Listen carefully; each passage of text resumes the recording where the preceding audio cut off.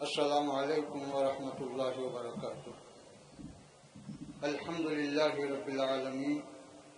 والصلاة والسلام علی سید الانبیاء والمرسلین وعلی آلہ الطیبین الطاہرین واصحابہ الاکرمین اجمعین، اما بعد۔ ملت، برادران عزیز، آپ نے بہت دیر سے متعدد مختلف علماء کرام سے، قائدین سے، قانون شریعت یہ کہتا ہے کہ ہر انسان کو، خواہ وہ مشرک ہو، خواہ وہ کافر ہو، خواہ وہ یہودی ہو، خواہ وہ عیسائی ہو، خواہ وہ کوئی مذہب کا کیوں نہ ہو، اس کو اس سرزمین پر جینے کا اور انسانی حقوق کو پانے کا پورا اختیار ہے، سوائے اس مردود کے ملعون کے جو گستاخ رسول ہے، کہ کہتا ہے کہ مذہب کی بنیاد پر اس کو جینے دیا جائے گا، شرک کی بنیاد پر تو جینے دیا جائے گا، لیکن گستاخی کی بنا پر اس کو جینے کا حق نہیں دیا جائے گا۔ یہ قانون شریعت ہے۔ اسی طرح میرے بزرگ اور دوستو، اللہ نے اپنے حبیب پاک علیہ الصلوۃ والسلام کے بارے میں ارشاد فرمایا کہ وَرَفَعْنَا لَكَ ذِكْرَكَ، کہ ہم نے آپ کے ذکر کو بلند کیا ہے، تو اب دنیا کی کوئی طاقت آپ کے ذکر کو گھٹا نہیں سکتی، آپ کے ذکر کو مٹا نہیں سکتی، کیونکہ اللہ نے آپ کے ذکر کو بلند کیا ہے۔ پھر اسی طرح دوسری جگہ اللہ ارشاد فرماتا ہے کہ یہ لوگ جو آپ کے ساتھ استہزاء کرتے ہیں یا آپ کی توہین کرتے ہیں، یہاں اللہ فرما رہا ہے کہ آپ ایک فوج تیار کیجئے، یہ نہیں فرما رہا، بلکہ یہ فرما رہا ہے کہ اللہ یکفیک المستہزئین، کہ ان استہزاء کرنے والے، ان گستاخی کرنے والوں کے لیے اللہ کی ذات کافی ہے، کوئی آپ فکر نہ کیجیے۔ تو چنانچہ اللہ نے ان تمام گستاخوں کا جو ابتدا سے گستاخی کرتے آئے اور آج تک کرتے آ رہے ہیں، ان سب کو اللہ نے عبرتناک سزا دی، عبرتناک عذاب دیا۔ تفصیلات میں گئے بغیر صرف ایک ہی بات عرض کروں گا کہ حضور پاک علیہ الصلوۃ والسلام نے ہدایت کے لیے قیصر روم کو جو ہے خط لکھا، ایران کے بادشاہ کسریٰ کے نام پر آپ نے خط لکھا۔ قیصر روم نے ایمان تو نہیں لایا، لیکن آپ کے خط کا احترام کیا اور اس خط کو اپنے نزدیک، اپنے خاندان میں، اپنی حکومت میں ایک عظمت کے ساتھ رکھا۔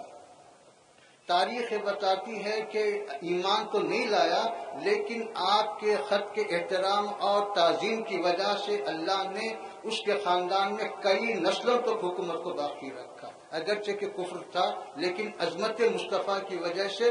حکومت کو کئی نسلوں تک باقی رکھا۔ اسی طرح ایران کے بادشاہ کے پاس جب خط گیا تو اس نادان نے یہ گستاخی کی کہ وہ پڑھنے اور سمجھنے کے بجائے، غور و فکر کرنے کے بجائے آپ کے خط مبارک کو پھاڑ دیا۔ جب اس کی اطلاع حضور پاک علیہ الصلوۃ والسلام کو ملی تو آپ نے فرمایا کہ اللہ تیری حکومت کو بھی ویسے ٹکڑے ٹکڑے کر دے۔ چنانچہ تاریخ بتاتی ہے کہ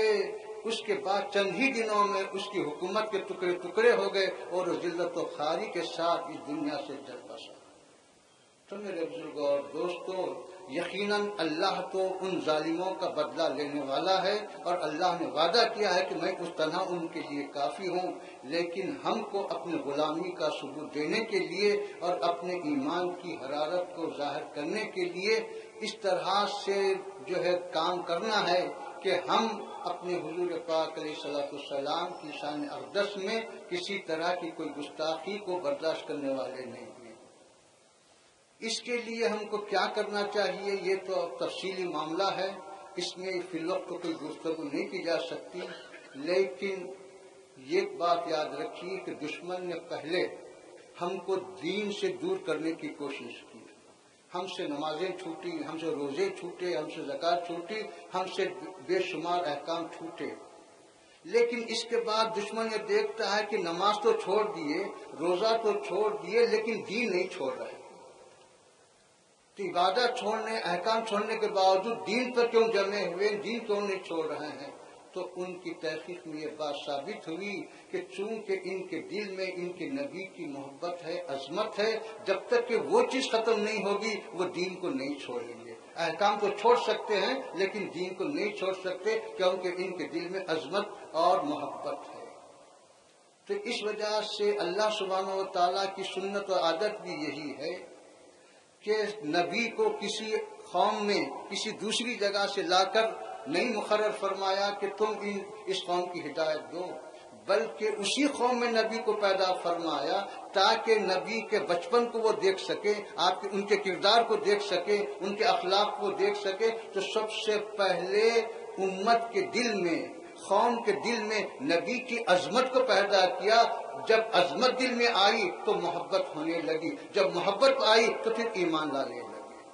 تو ایمان کے لیے محبت ضروری ہے اور محبت کے لیے عظمت ضروری ہے، اس کے بغیر ایمان مکمل نہیں ہو سکتا۔ اللہ سے دعا ہے کہ ہمیں اپنے مقصد میں کامیابی عطا فرمائے۔ صلی اللہ تعالی علی خیر خلقہ و نور عرشہ و آلہ الطیبین و اصحابہ الاکرمین اجمعین۔ اب میں مولانا